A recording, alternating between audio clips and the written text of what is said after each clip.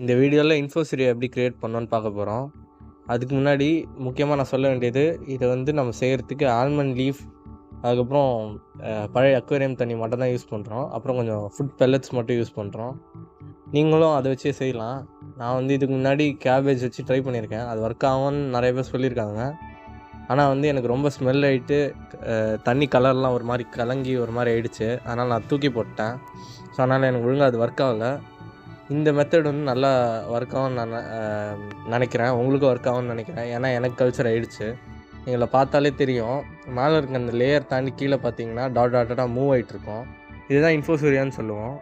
Move ஆகிட்டுருக்கு. இதெல்லாம் வந்து எதுக்குன்னா பீட்டா ஃப்ரைஸ், இந்த மாதிரி ஏஞ்சல் ஃப்ரைஸ், கோல்ட் ஃபிஷ்ஷோட குட்டிங்க, இதுக்கெல்லாம் ஃபீட் பண்ணுறதுக்கு இந்த ஃபஸ்ட்டு ஒரு 1 வீக் ஃபீட் பண்ணுறதுக்கு இதை நம்ம கொடுக்கலாம். வினிகர் ஈட்ஸ் கூட நீங்கள் கொடுக்கலாம். ஆனால் அதை நீங்கள் கல்ச்சர் நீங்கள் வாங்கணும். இது நீங்கள் வாங்காமல் வீட்டிலே செய்யலாம். 90% இது சக்ஸஸ் ஆகிடும் இந்த கல்ச்சர் நீங்கள் செய்கிறது.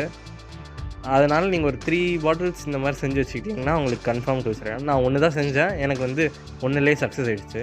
ஸோ அதுதான் இந்த வீடியோவில் பார்க்க போகிறோம். வாங்க வீடியோக்குள்ளே போகலாம். நான் எடுத்துக்கிற மாதிரி ஒரு கண்டெய்னர் எடுத்துக்கோங்க.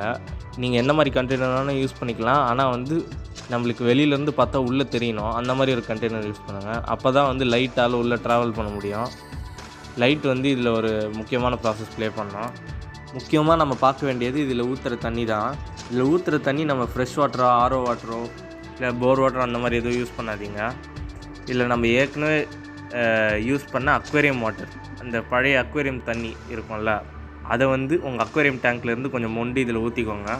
ஸோ அந்த தண்ணி தான் யூஸ் பண்ணோம். ஏன்னா அதில் தான் பாக்டீரியாஸ்லாம் இருக்கும். அதிலேருந்து தான் நம்ம இன்ஃபோசூரியா கல்ச்சர் பண்ண போகிறோம். ஸோ அந்த மாதிரி தண்ணியை யூஸ் பண்ணுங்கள். முக்கியமாக நம்மளுக்கு அடுத்தது தேவைப்படுறது பாதாம் இலை தான்.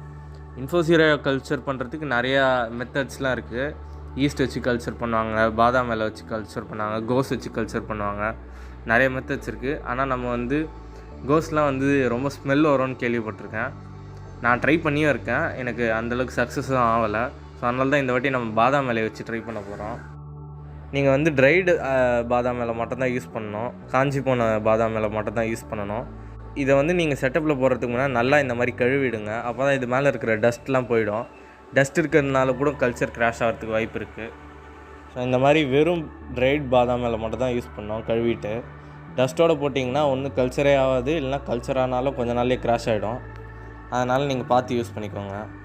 அடுத்தது நம்ம பண்ண வேண்டியது ஆல்மண்ட் லீஃபை இந்த செட்டப்பில் ஆட் பண்ண வேண்டியது தான். ரொம்ப ஆட் பண்ணாதீங்க. ஏன்னா ரொம்ப ஆட் பண்ணிட்டீங்கன்னா தண்ணி ரொம்ப டார்க் ஆகிடும். ரொம்ப டார்க் ஆகிடுச்சுன்னா உங்களுக்கு வந்து இன்ஃபோசூரியா இருக்கிறதே தெரியாது. ஸோ அதனால் உங்களுக்கு பார்க்குறதுக்கே கஷ்டமாக இருக்கும். ஸோ அதனால் நீங்கள் இந்த அளவுக்கு நீங்கள் ஆட் பண்ணிக்கோங்க. அடுத்தது நம்ம என்ன பண்ண போகிறோம்னா பெல்லட்ஸ் எடுத்து இதில் போட போகிறோம். இது எதுக்குன்னா அந்த இன்ஃபோசூரியா கல்ச்சருக்கு இதுவே இது அப்படியே வாட்டரில் மிக்ஸ் ஆகி ஒரு ஃபீட் மாதிரி இருக்கும். நீங்கள் என்ன பண்ணுங்கள், இதை நான் வந்து டேரெக்டாக போட்டேன். நீங்கள் க்ரஷ் பண்ணி போடுறது ஆக்சுவலி பெட்டர். நாங்கள் முக்கியமாக 2வது வாட்டியும் மென்ஷன் பண்ணுறேன். இதில் யூஸ் பண்ணுற தண்ணி தான். இதில் கண்டிப்பாக நீங்கள் ஏற்கனவே எதாவது டேங்க் இல்லை பாண்ட் இல்லை டப் அந்த மாதிரி ஏதாவது செட்டப்பில் ஃபிஷ்ஷஸ் வச்சுருக்கீங்கன்னா அதில் இருக்கிற தண்ணி தான் இதில் யூஸ் பண்ணணும். அதில் அடியில் இருக்கிற அந்த அழுக்கெல்லாம் சேர்த்து எடுத்துக்கோங்க. ஸோ அதில் பாக்டீரியாஸ் நிறையா இருக்கும், ஈஸியாக கல்ச்சர் ஆகும். இந்த வீடியோ பார்த்துருந்தாலே தெரிஞ்சிருக்கும். நான் நைட் டைமில் தான் வீடியோ எடுக்கிறேன். நீங்கள் பண்ணுறீங்கன்னா நீங்கள் மார்னிங் டைம்லேயே பண்ணுங்கள், இல்லை ஈவினிங் டைம்லேயே பண்ணுங்கள். நைட் டைமில் பண்ணிக்காதீங்க. இப்போதைக்கு நான் டேபிள் மேலேயே வைக்க போகிறேன். அதனால் நான் ஒரு கொசு அந்த மாதிரி எதுவும் இன்செக்ட்ஸ் வராமல் இருக்கிறதுக்கு கிளாத் யூஸ் பண்ணி கவர் பண்ணி வச்சுக்கிறேன். இந்த வீடியோ நான் இப்போ காலையில் தான் எடுக்கிறேன், அடுத்த நாள் காலையில். நம்ம இப்போ என்ன பண்ண போகிறோன்னா இதை வந்து ஒரு மீடியமாக சன்லைட் வர இடத்துல வைக்கணும். அதுக்கு முன்னாடி எந்த இன்செக்ட்ஸ் அதெல்லாம் உள்ளே வராமல் இருக்கிறதுக்கு, கொசு அதெல்லாம் முட்டை வைக்காமல் இருக்கிறதுக்கு இந்த மாதிரி ஒரு துணி எடுத்துக்கோங்க. நீங்கள் எந்த மாதிரி துணி வேணாலும் எடுத்துக்கலாம். ஆனால் ரொம்ப திக்காக எடுத்துக்கூடாது. நல்லா காற்று போகிற மாதிரி ஒரு துணி எடுத்துக்கோங்க. இந்த மாதிரி தின்னான துணி எடுத்துக்கோங்க. இப்போ என்ன பண்ணோன்னா நீங்கள் பாட்டிலில் பண்ணிங்கன்னா ஒரு ரப்பர் பேண்ட் போட்டு கட்டிடுங்க. நான் இது வந்து கொஞ்சம் உங்களுக்கு டீட்டெயிலாக காமிக்கணுன்றதுக்காக ஒரு சின்ன பழைய டேங்க்கில் பண்ணியிருக்கேன். அதனால் நான் இப்போ வந்து கயிறை போட்டு கட்ட போகிறேன்.